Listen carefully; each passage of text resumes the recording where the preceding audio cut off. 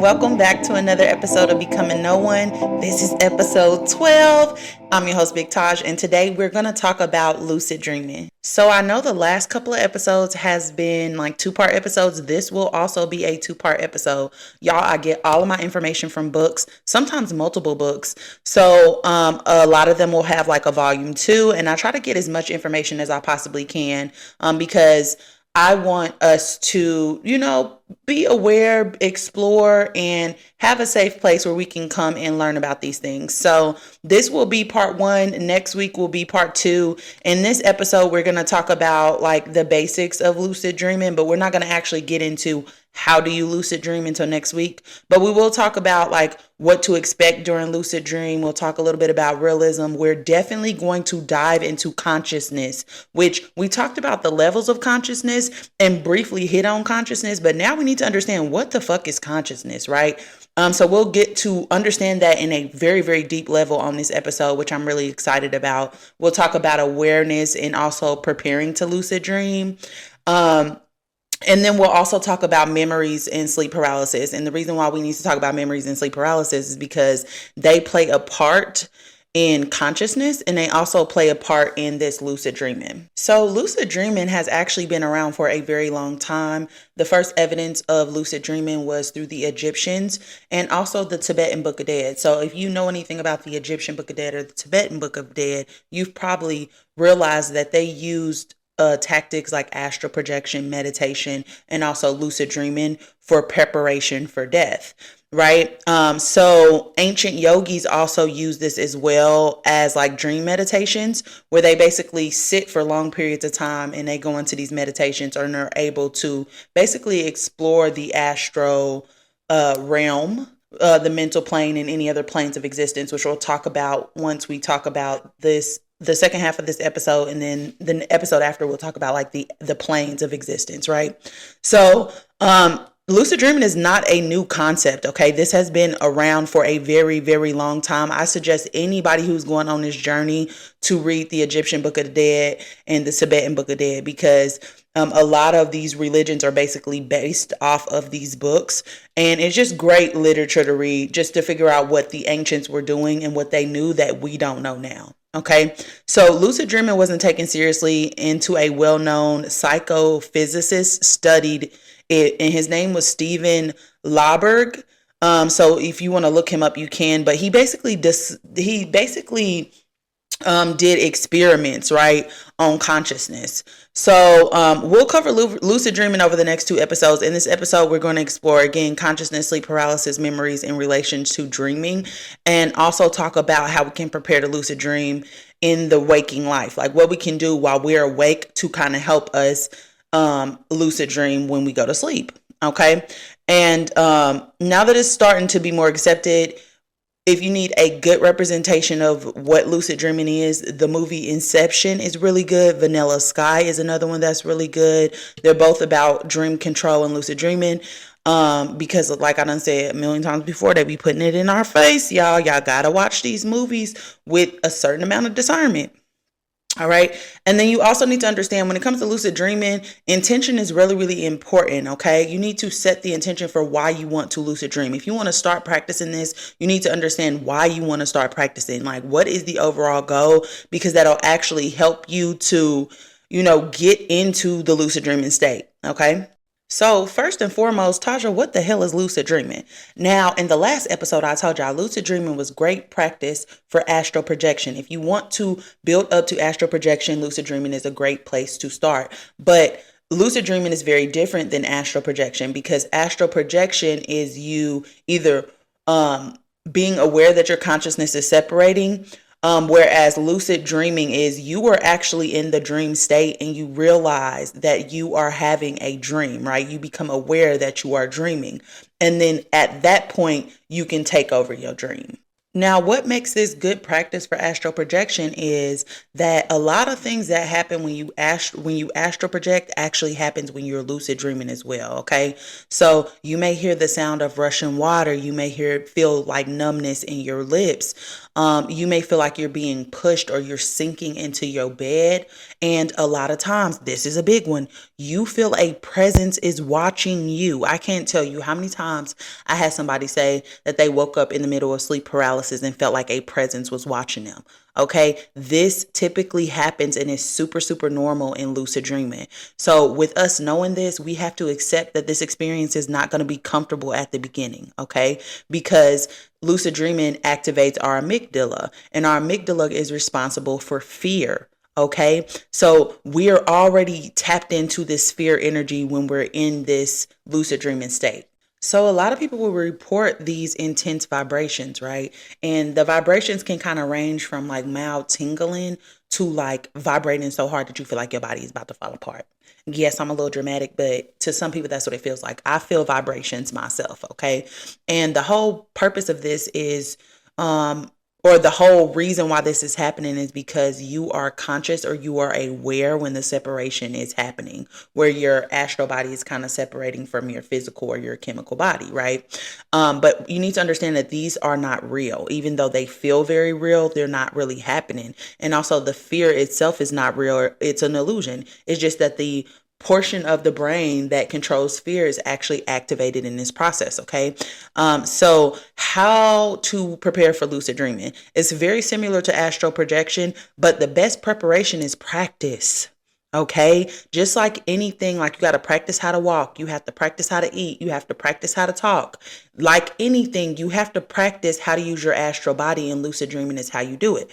Now, what can we do throughout our day in the waking life that kind of helps and prepares us in this process is compare what you see in the dream state to the waking state, okay? And sometimes there's no comparison, but compare them. When you're awake throughout your day, go through your house and look around you, okay? When you go to the store, look at everything. Pay attention to literally everything. Try to notice as much as you can possibly notice, okay? Because that is going to help you increase your awareness. And whatever you do to the astral body happens to the physical body and vice versa. Whatever you do in your waking life can repeat itself in your dream life, which we talked about in the last episode when we talked about astral projection. So start comparing the stuff in your dreams to stuff that you see in everyday life. Also, you need to understand the body. This is going to be an uncomfortable situation, but it is not real. Focus on relaxing throughout the day, whether that's meditation, whether that's yoga, whether that's sitting down and doing breath work, but practice on getting into that relaxed state. Okay, because some people have had really bad experiences because of poor misunderstandings. And what I mean by that is the astral or the dream world is different than the physical world. And sometimes somebody will notice something that is off and not realize they're dreaming and cause their emotions kind of get, kind of go haywire, which causes them to have a bad experience. All right. So understanding what to expect in this process really helps you so that you don't have the same reaction, so that you can calm down and you can relax, within this process. Now, another thing that people will report is hearing this buzzing sound, almost like some people report this as well in this sleep paralysis stage, okay? But this is actually a really good indicator that you're either about to lucid dream or you're about to astral project and have some type of out-of-body experience. Now, some other common occurrences that people have reported are, again, some type of paralysis or sleep paralysis, hypnotic hallucinations, meaning they're seeing figures, right? Extreme vibrations or a sensing of floating or falling. These are all indicators that is doing what it's supposed to be doing. Okay. So don't be alarmed by them. Start to take notice of them, but don't have an emotional reaction to them. Because if you have an intense reaction to them, that jumps you out of your sleep, like fear. Okay. Next, we're going to talk about realism. Now, realism is this comparing of stuff in the waking world to the dream world. Okay. Realism is most people, when they realize that they're dreaming, they're going to go see what is actually real in the dream. Okay. So when people start to become conscious in a dream, they first try to test how real something is. So we have to talk about the difference between how real our reality is versus like the dream world. Okay. So an out of body experience dreams or astral travel, whatever you want to call them, there's a high degree of realism because the dreamer feels like they are actually there. Okay. So these are the dreams where you're like, oh my gosh, it felt like I actually was talking to them, right? After my cousin passed away, my brother came to me and was like, I had a dream that me and Kim was sitting by the pool and we was just chatting, and it felt like she was really there. It felt like I was really talking to her or whatever. And she said X, Y, and Z, and it kind of lined up to something in our regular life or whatever. Those dreams that make you feel like you was not dreaming, those are the ones that have like a high level of realism, meaning that they feel like it's really happening. And it's wherever you are is very similar to this physical plane.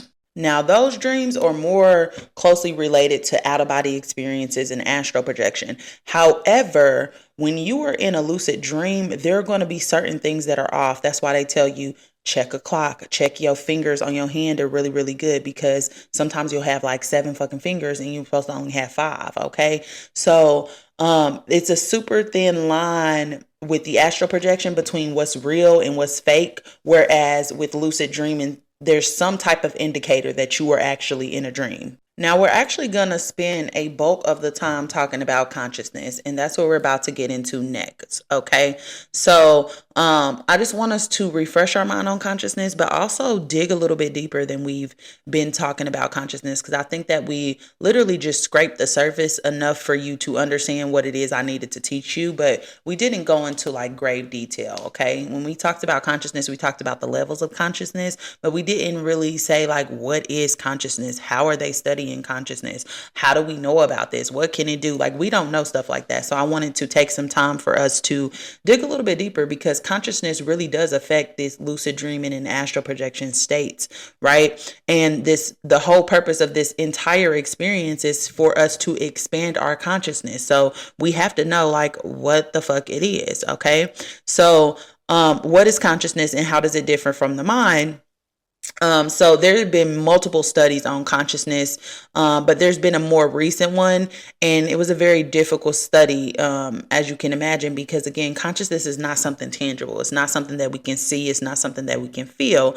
But consciousness is considered to be a physical phenomenon because it affects the physical world, if that makes sense. So it expresses itself in awareness, alertness, attention, focus, and wakefulness, but it is not those things. Okay. It expresses itself in those things, but it's not those things. Okay.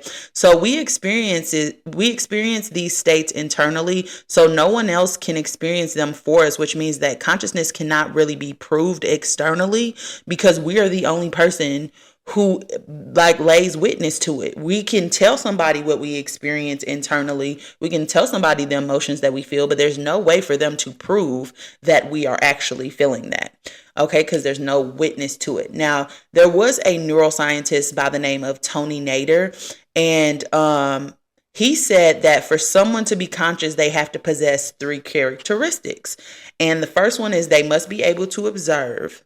Okay, they must be able to observe themselves and their own awareness, or it, not them. You know, it could be consciousness in the first level of consciousness. Okay, but it must be able to observe itself and observe its own awareness, and they must be able to experience the process of observation. So as I explained before, consciousness is physical and it kind of goes beyond the mind. It is influenced by the physical world, and it can actually change what we eat, how we act, our habits, how we deal with pain and trauma. And it also causes hormonal changes in the body. Okay, so the releasing of anxiety hormones, stuff like that. That's what I mean by hormonal changes. And then also like how we react to the information that we're receiving as well. Okay, so consciousness also influences our physical states. So you change your perspective and your behavior changes based off of, what physical state you are in. So who you are changes. All right. Now, Tony Nader, this neuroscientist, actually said that changes start in the spirit, then it's processed by the mind, then the body has some type of reaction to the information that it's receiving. Okay, so I actually say this all the time: if you want things to change, they need to change you need to change your mental first. Once you change your mental, the things start to happen in the spiritual plane before you can actually see them in the physical plane. That's what this is saying. Okay, so spirit and consciousness function in the same way, as change in consciousness causes hormonal changes in the body, which affects the body as a whole. All right. How do they study consciousness? Now, consciousness can be studied by oxygen markers in the brain. So they see how much oxygen is going to certain areas of the brain, and these certain areas of the brains are being activated based off what specific task they control. Okay. So, like I said, these specific areas of the brain have specific tasks that they handle. All right. So we can't see consciousness itself, but we can see neural activity happening in the brain and in the body. And this is how they basically measure the consciousness. They identify patterns of neural activity, and by the oxygen going to certain areas, they can determine that consciousness is being used. This is what they mean when they say someone is brain dead. There's no activity in the brain or no oxygen going to the brain or these certain areas to cause these patterns. So since I mentioned it a little bit, I'll give you a little bit more detail of what is happening when somebody's brain dead, or what they mean by somebody being brain dead. Okay, so brainstem death is where a person no longer has any brain stem functions and has permanently lost the potential for consciousness and the capacity to breathe, because your brain is the part of the body that tells you to breathe. Okay, so if you think about it, we breathe in oxygen, and where does the oxygen go? It goes to the brain, which is how they study consciousness. Okay, so that's why when people start talking about meditation, they start doing meditation to manage their thoughts. They are often led to what? Breath work, right, and breathing practices through their meditations, but also yoga as well. They focus a lot on breathing. All right. Now, why is this important? Why should we care about this? All right. Well, we should care about this because breathing actually affects our mood, okay, which is our emotions. It also affects our attention, what we focus on and what we concentrate on. So our mind, and it also affects our body, our awareness, what position your body is in your physical body. All right. Or mind, body, and spirit. Now, you may have heard this before. I actually talked about this earlier this week on TikTok as well. The mind, body, and spirit is how we expand our consciousness, and we are talking about consciousness. Okay. Now, when we talk about mind, body, and spirit, this is considered to be the Holy Trinity. Now, the Holy Trinity is also represented by God, Jesus, and the Virgin Mary in a lot of biblical texts. And it's always a father figure, a female figure, and a male child. And the reason being is these are supposed to be symbolism for us coming into balance, right? We need to master or bring our how we feel, how we think, and what we do into some type of alignment and some type of balance. Now, once we do those three things, we are able to effectively and efficiently expand our consciousness. Okay, so let me explain this to you. The male figure, or the father figure, actually represents knowledge. Okay, and it represents your mind. What does your mind do? It obtains knowledge. But knowledge is nothing without understanding.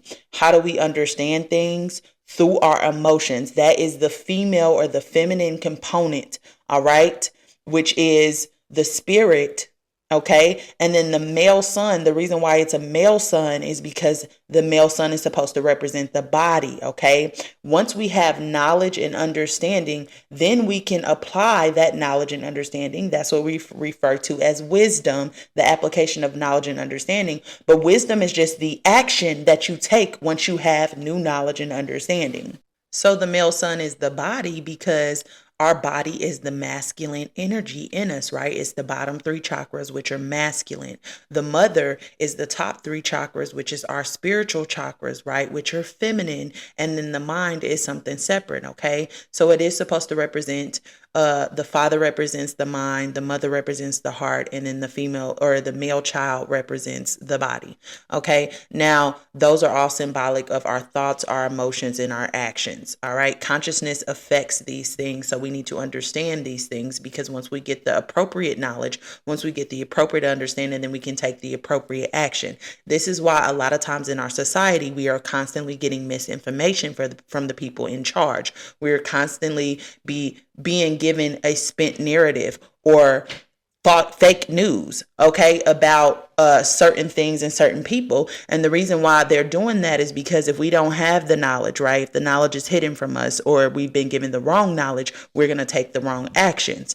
Okay. If we're being given the wrong knowledge, then we don't know a path forward. So what action do we take? Now, let me bring this full circle for y'all. What does it look like when how you feel, how you think, and how you act are out of alignment, the mind, body, and soul? It looks like those people who are still living in survival mode. Okay, because your thoughts are everywhere. You got so many thoughts going through your mind. You cannot come to some type of clarity.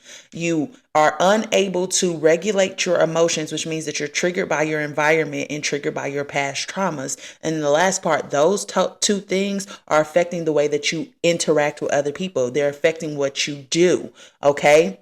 Now, Taja, what causes the mind, body, and spirit, or how we think, how we act, and how we feel to be out of alignment? And there's a short answer: fear. Okay, now I talked about the amygdala earlier, and the amygdala is the part of the brain that is associated with fear. People who are living in survival mode, which again, if you think about it, fight, flight, or freeze. If you're in survival mode, there's an imminent danger in your environment, meaning there is something to fear in your environment. If you're constantly living in that state, you're constantly living in fear. Okay, so fear is what it is. Now, that is why we live in this society that is constantly pushing fear rhetoric. Why are they doing that? Because it keeps your mind, body, and spirit out of alignment. Now, how do we fix this, Taja? Well, the simple answer is the fucking sun, guys. Getting out into the sun. I believe that this is why they kept us in the house when COVID was happening, because the consciousness or the vibration of the planet was raising, and they were trying to control our access to it. Okay, the sun actually activates our DNA, which is a storage for hidden information. We have esoteric information hidden inside of our DNA that we don't have access to because we haven't raised our consciousness enough. Because I've said many times before that you can only perceive consciousness based on the level that you are at. So you have to constantly be gaining this knowledge, this understanding, and then applying it through wisdom. Now, it is no coincidence that the ancient Egyptians used to worship the sun. Okay, there is a documentary on the Gaia channel called Sun Worship. That is a really good documentary. You should watch it. Okay, they know that the sun is what we're supposed to be worshiping. Christianity and Judaism, when they were being translated, there's something called the lazy O theory, which I've talked about before, where a lot of translators were changing SUN to SON. Okay. Now that has been said to have happened when they were translating the Bible as well. Okay. It's supposed to be the worship of the sun in the sky, because the sun in the sky actually suppresses our amygdala. Now they can't have our amygdala suppressed, because that means that we don't have any fear. And if we don't have any fear, that means that we will take the necessary actions that we need to take on anybody who won't smoke. We won't smoke too. Okay, they cannot have that, because we are not easily controlled when we are not bogged down in fear. Now, we're going to talk about this concept more next season when we start to talk about the Hermetic principles, right? Because this season, again, is about us and what we need to know about us, our capabilities, our intrinsic design, like all of that. Whereas the next season is going to be about the universe. It's going to be about everything outside of us, so that we can start expanding our consciousness, what we're actually talking about right now. How do we do that? Practicing lucid dreaming and astral projection, because they help you to expand your consciousness and your awareness. Okay. Now we can alter consciousness based on how we interact with our senses. Okay. How our brain operates and how we change our states of awareness. Brain function and mental states, which can influence our level of awareness, or what we think or what we perceive as consciousness. But consciousness is a thing in itself. Okay. So these brain function and mental states are separate than what consciousness actually is. All right. It's separate from this awareness as well, which we're going to talk about awareness next. Okay. Now, consciousness changes based on how things are learned because the conscious mind is where learning happens. Then it is processed and becomes a memory, which is stored in the unconscious mind, which is called implicit cognition, which influences behaviors, but it's outside of conscious awareness. All right. Meaning that even though our unconscious mind is quote unquote unconscious, it's not unconscious. We're just not aware of it in our conscious state, if that makes sense. So if you think of implicit cognition as muscle memory, that will kind of like help you understand what this is. Or the fact that once we learn how to ride a bike, we never forget how to ride a bike. Okay, this consciousness or this implicit cognition allows us to build up some type of memory in our body that allows us to adapt. Okay. Now, there are actually three states of consciousness: waking, dreaming, and deep sleep. Okay. Those are the three states. Waking is when you're up and you're fully aware and you're moving throughout your day, doing your little rigmarole, whatever you do. All right. Dreaming is when you are experiencing REM sleep and you're having like a dream or a simulated reality is happening while you're sleeping. All right. And then deep sleep is neither dreaming or being awake, but you are aware of your thoughts. Okay. Now, sleep paralysis and astral projection, out of body experiences, all of those happen in this deep sleep state. All right. Now, within each state, impairment is possible, meaning impairment of your consciousness is possible, and your consciousness may not fully function, or it may be functioning differently than it would in the waking world. Okay, so here are some impaired states of consciousness that we need to be aware of. Numero uno is going to be anesthesia, because what does anesthesia do? It puts your body to sleep and temporarily disrupts consciousness. All right, being locked in the state of paralysis is also another impairment of your consciousness. Minimally conscious states, where you are still responsive but you are unconscious. Vegetative states, which means that you're completely unconscious or completely unresponsive, not unconscious. And then comas. That means comas are like there's no waking state, there's no dreaming state, or there's no sleep cycle whatsoever. Okay. Another way is also under drugs and alcohol, because again, I explained to you guys before that under drugs and alcohol, you enter an altered state of consciousness, which is also considered to be impaired. All right. Now, lucid dreaming actually happens in the dreaming state when you become aware that you are dreaming and become capable of exploring the dream as if you are awake and aware. Now, sleepwalking is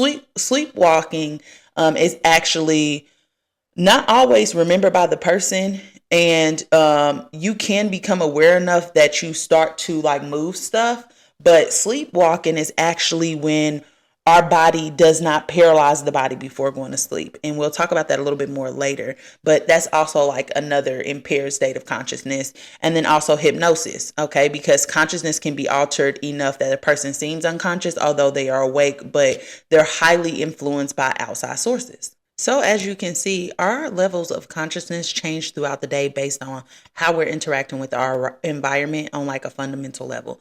So consciousness is directly linked to how we interact with our environment, including our sleep cycle. Now, lucid dreaming and astral projections are happening in those sleep cycles. Okay, so that's why it's important for us to talk about consciousness and explore consciousness in this lesson, so that we can understand what we're even doing. Okay, which is expanding our consciousness. Now, let's talk about this kind of from a scientific standpoint.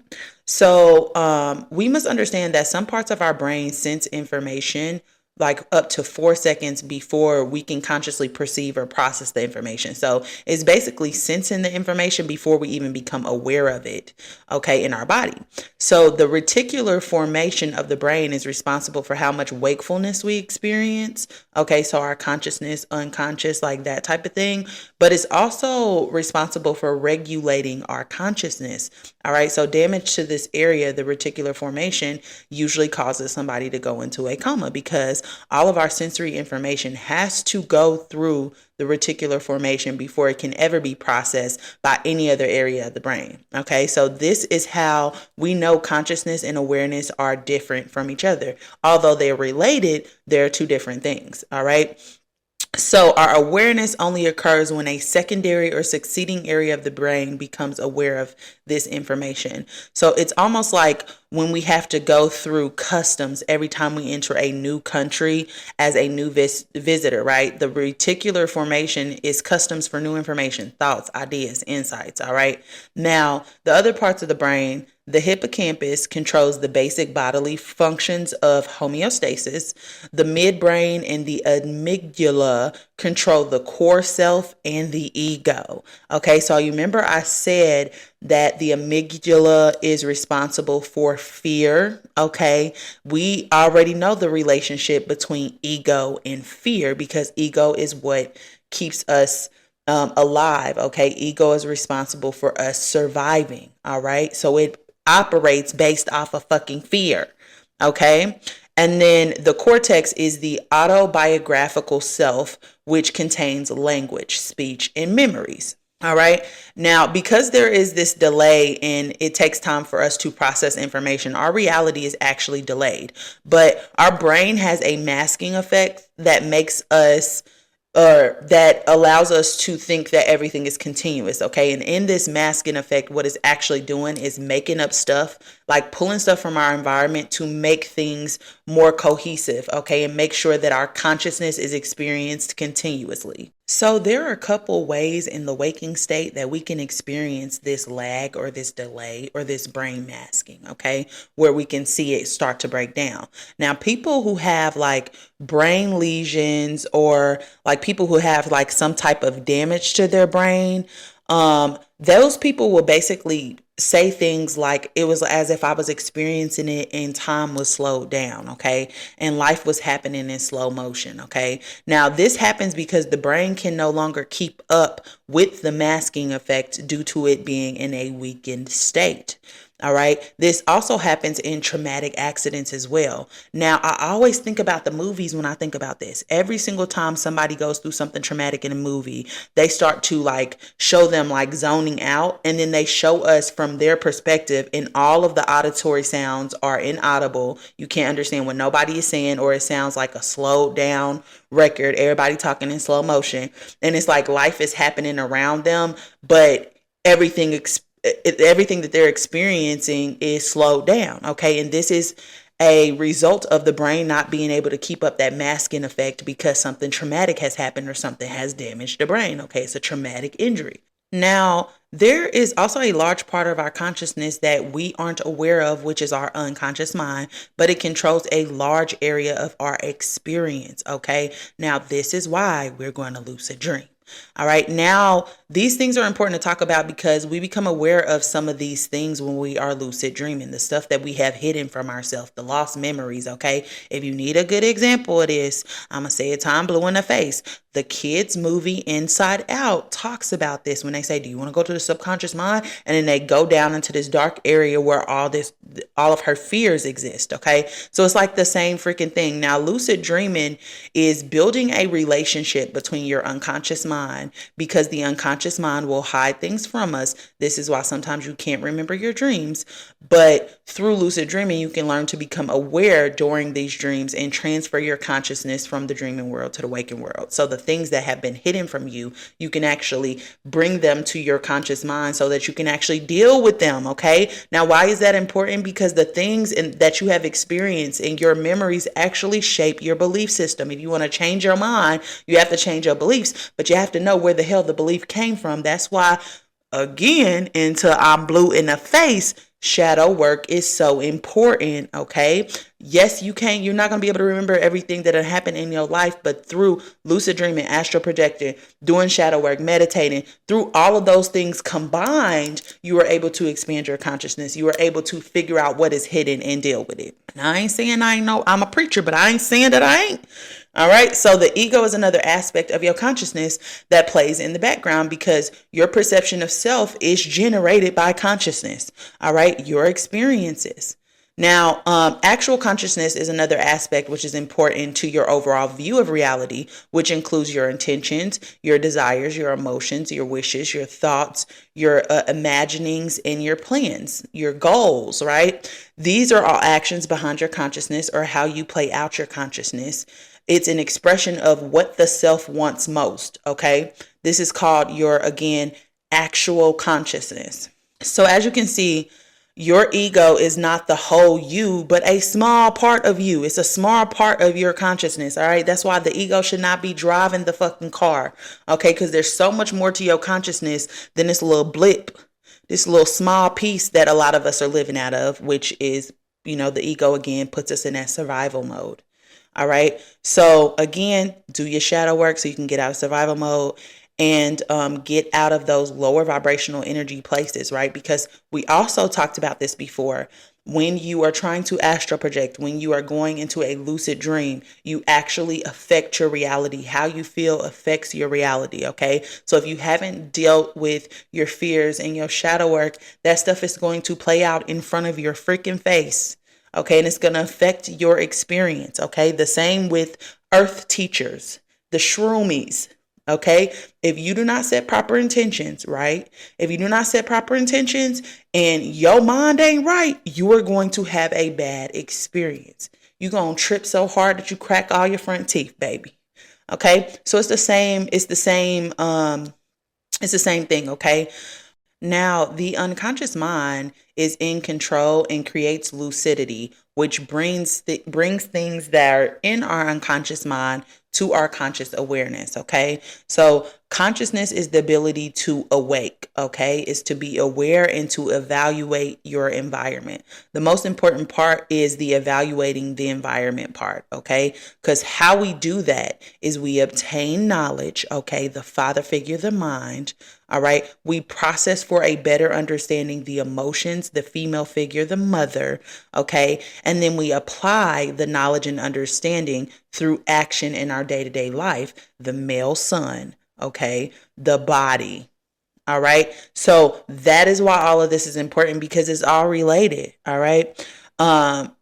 Then through what we do in our day-to-day life, right? Because through acting this out, we actually start to develop those habits that shape how we experience our reality and how we create our reality. So, like the great Erykah Badu said, my cipher keeps moving like a rolling stone, baby. Okay. I hope that this is bringing this 360 degrees for some of y'all. Okay. Everything that we have talked about is related. Okay, so that's why it's important for us to understand how the mind works, for us to understand how the body works, and for us to understand how the spirit work. Okay, and that's what we've been talking about this whole season, how the mind, the body, and the spirit work.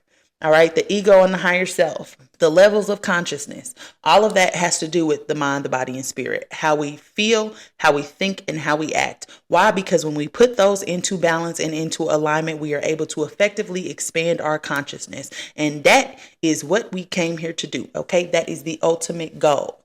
So we can get up out of here. All right, so we don't have to do this again. Okay, so why is this important? Again, because these are the key concepts of lucid dreaming, and we can deduce that consciousness and wakefulness are different. Okay, we can feel empowered to explore our different levels of consciousness.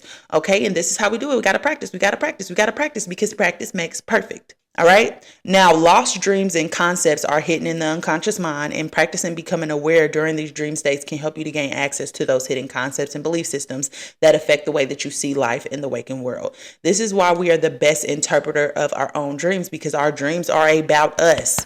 Okay. It's about the shit that we got hidden. We just need to go through it, shuffle through it, think about it, keep a dream journal, right? If it's on a certain date, write down a date. If you've seen a time in your dream, write that down too, okay? Because those things are hints for you to discover what your dream is about, all right? So also, again, if you need a good place to start, look at the movie Inside Out. Look at Inception, all right? The scene in Inception where he went into his mind and he unlocked a fear. His wife had died in real life, and he started experiencing some type of distorted reality where she was present. Okay. And he literally almost lost them everything, right? He almost lost himself in a dream because he was starting to not be able to tell the difference between what was real and what was fake.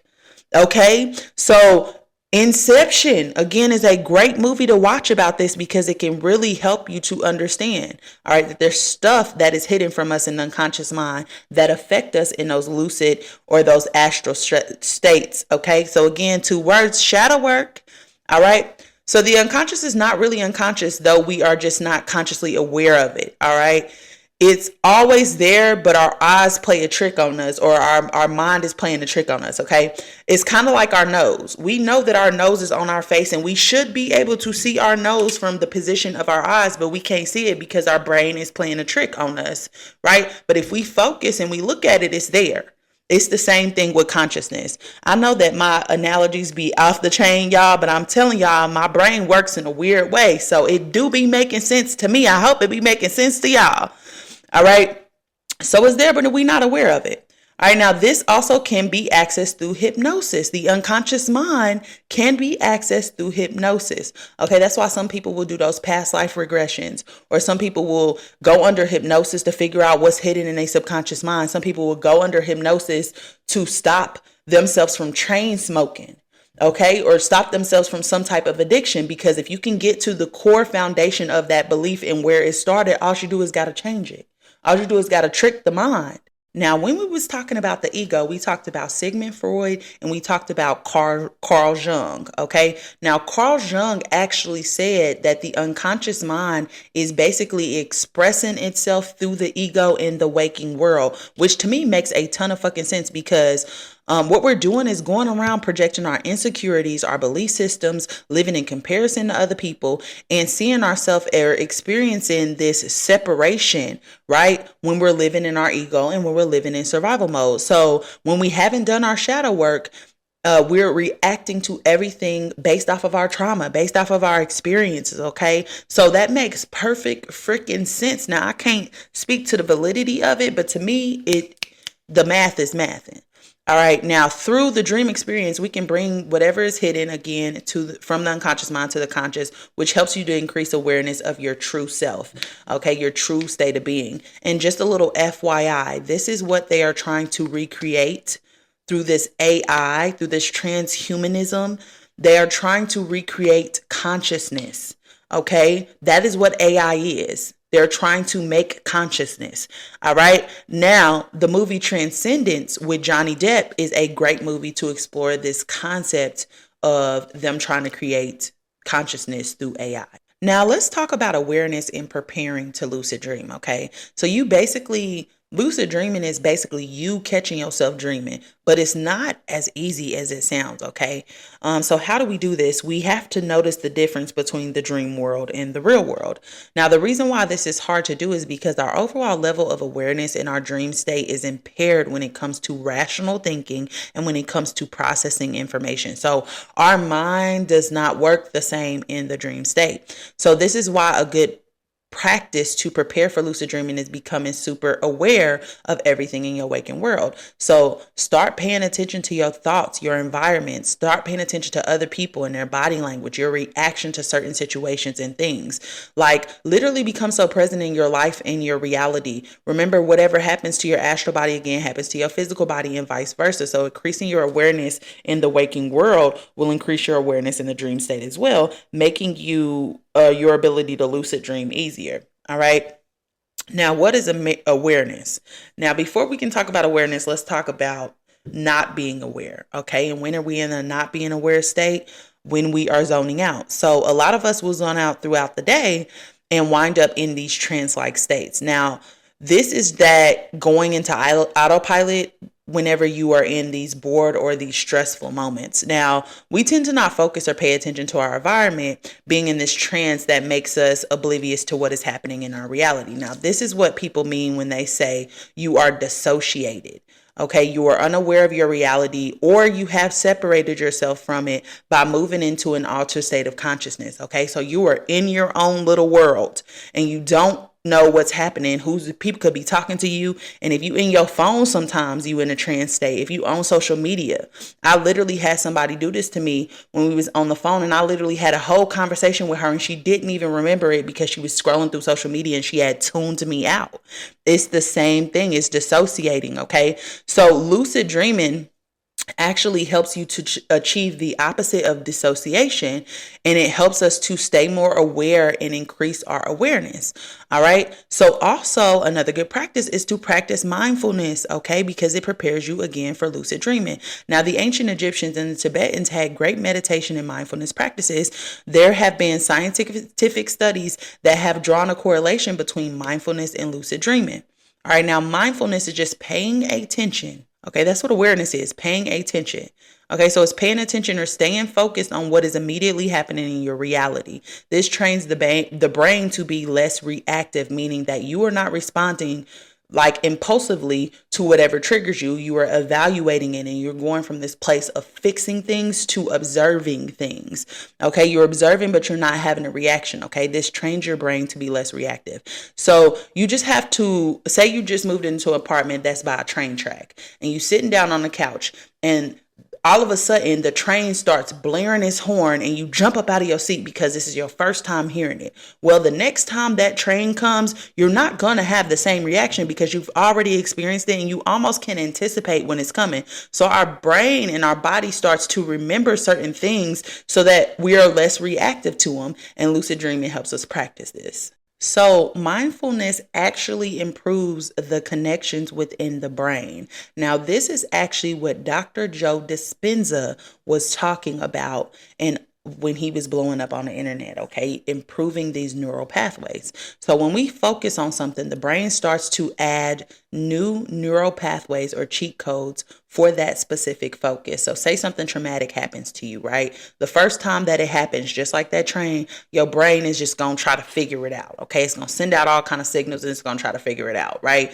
But the second time it happens, it's going to be better at sending the information that needs to be sent to the body, whether it's a release of hormones, whether it's stress, anxiety, cortisol, whatever. It's able to function better that second time. And as you continuously focus on something, the better and better and better the brain becomes at sending the proper appropriate signals to the body. All right. This is also a contributor to living in survival mode.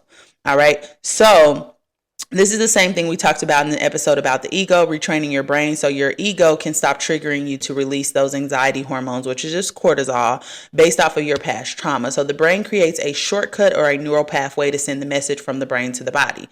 Now, the neuron's ability to change means that the brain has to improve its ability to process information, and indicates the adaptability based off of what we find important.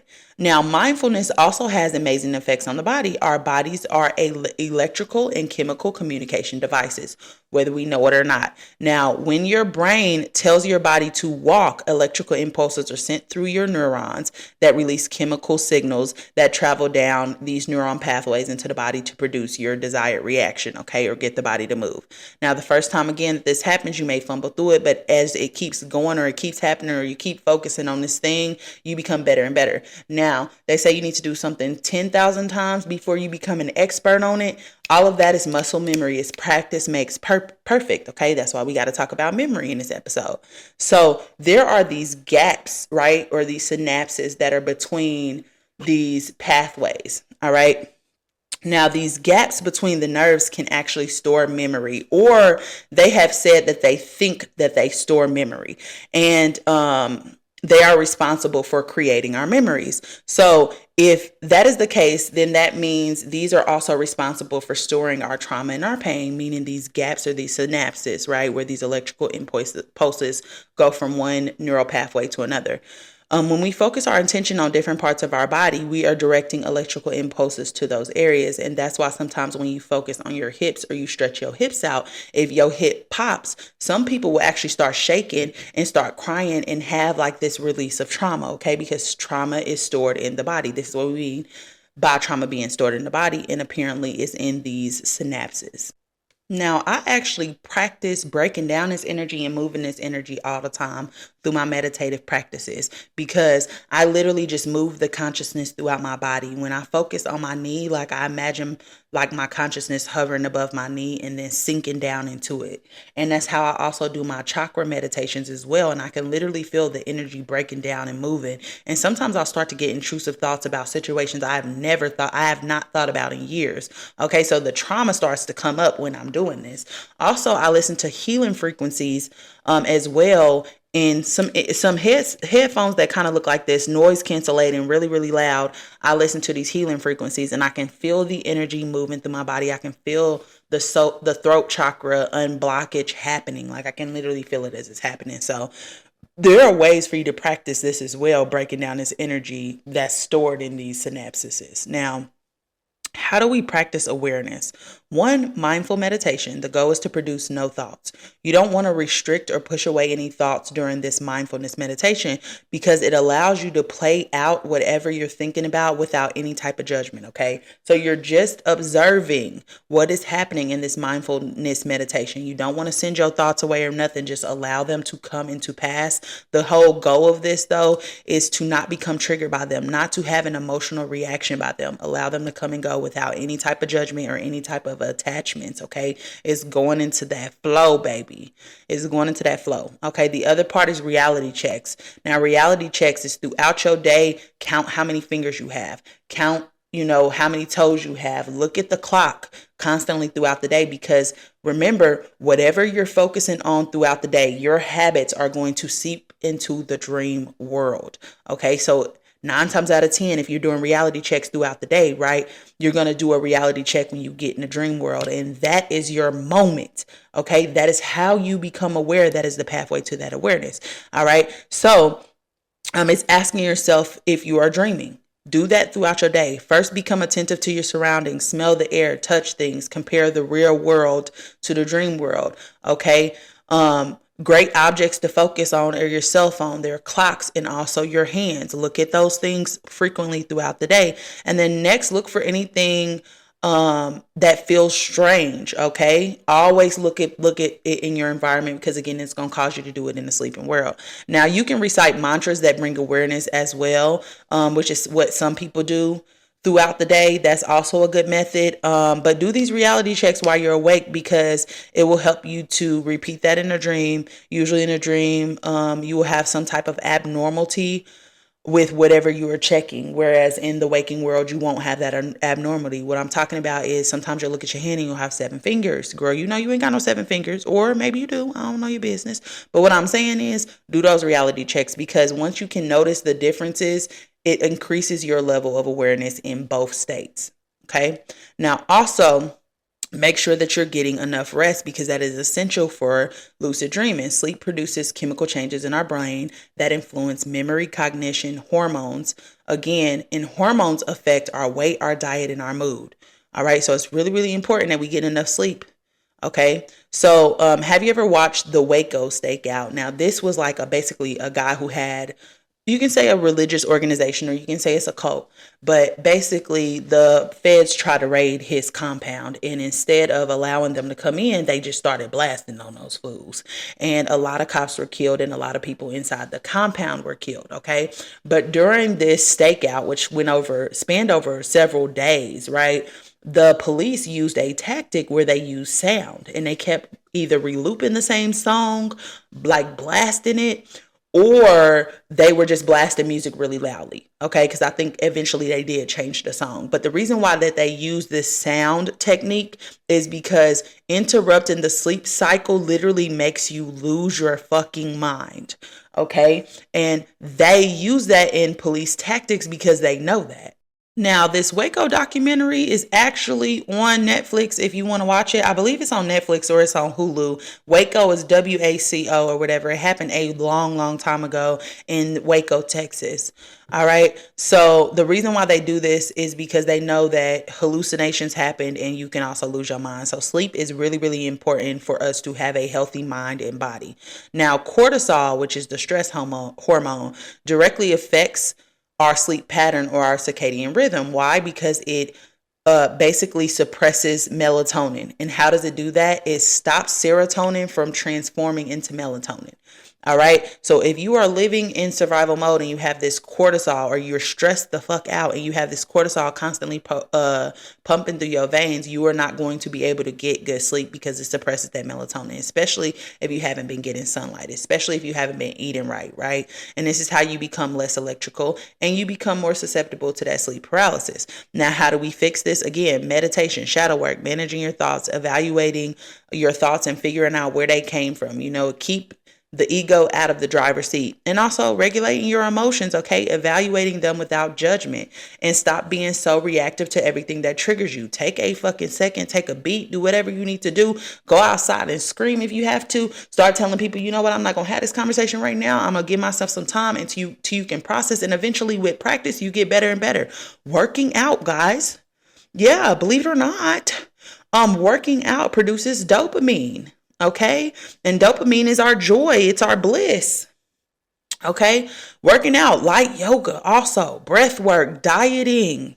Okay. Make sure that you stop eating 2 hours before you go to sleep so that your body is not using its sleep energy to digest your food. Okay. I usually don't eat after 8 o'clock, but that's up to you. Cause again, I don't get in other people's business. That ain't my business. All right. Make sure that you're getting the appropriate amounts of minerals. Okay. Make sure that you are using herbal remedies. Again, mugwort tea, which I have some from Amazon. I got some from Amazon. All you do is got to take some of that. And I'm telling you, y'all, it helps with the lucidity. All right. Also, Egyptian blue lotus is another thing, which is what the Egyptians used to use. Melatonin is another thing. If you want a prescription, niacin is another thing. I don't recommend anything that's going to cause you more problems, but that's up to you. And also catnip. Catnip is a sedative if you ingest it. All right. So also reduce your caffeine intake. Make sure that you have a bedtime routine. Clean the space that you are going to sleep in, because you have to create a safe space for you to sleep in order for you to feel safe when your consciousness awakens. All right. Journal so you can process your feelings throughout the day. Journal when you wake up so that you can figure out what's on your mind and you can deal with it so it's not, interrupting your entire day. Set intentions before you go to sleep. All right. The unconscious mind cannot read our mind. All right. So it is up to us to tell it what we want. Okay. So we do this by setting intentions. All right. The conscious mind thinks, the unconscious mind stores memories. Tell the unconscious mind what you want to focus on and what you don't want to focus on. All right. And make sure that you turn the lights off, because even the smallest amount of light can throw off your sleep cycle. Now, that's why, again, people who watch scary movies will turn the light on, because they know that one, darkness cannot manifest very well in light, and two, that it interrupts your sleep cycle. Okay. So if you're having a nightmare and you have the light on, you're more likely to wake up. Okay. Now, light makes us feel safe, and that there is a reason for that. Now, what is that reason, you may ask? I don't know, but it might have something to do with light being the physical manifestation of love. Okay, so this is going to be the end of this episode, y'all. Now, I'm going to give y'all the resources just because I still need y'all to know what the resources is and where I got this information. But the first place is called A Visionary Guide to Lucid Dreaming. It's by Lee Adams. I highly, highly, highly suggest. He also does like other work with like ego and stuff like that. And then also the Egyptian and Tibetan Book of the Dead, the movie Inception, Vanilla Sky, Inside Out. And there was another movie that I mentioned in here as well, Transcendence. Those would be really good places to start. Next week, we're going to jump it off with talking about memories and sleep paralysis. And yeah, I'm so excited. I hope this episode really brought some things full circle for y'all, especially in understanding how we expand our consciousness, right? Since we already know what the levels of consciousness are. And yeah, I'm excited for us to continue this journey, y'all. We have one more part of this episode, and then we have only 2 more episodes before the season is over. I'm kind of sad about that, actually. But I love y'all deep, and I can't wait to see y'all next week. Happy healing, people.